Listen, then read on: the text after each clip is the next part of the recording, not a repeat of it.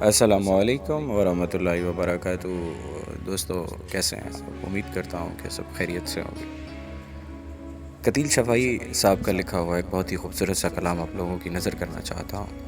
लिखते हैं कि अंधेरी शब में उसी के इशारों जैसे हैं, अंधेरी शब में उसी के इशारों जैसे हैं, वो उसके नैन चमकते सितारों जैसे हैं।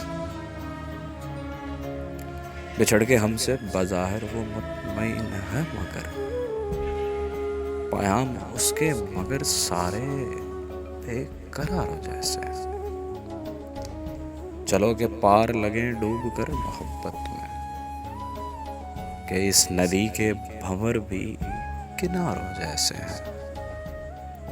लबों पे लफ्ज रुके हैं जो ज़ब्त के हाथों न रोकिए, हाँ न रोकिए, ये तो आप इशारों जैसे हैं। कभी कभी जो सिर्फ दमे गुफ्तगू किए उसने, तमाम हर्फ वो ठंडी फुवारों जैसे हैं।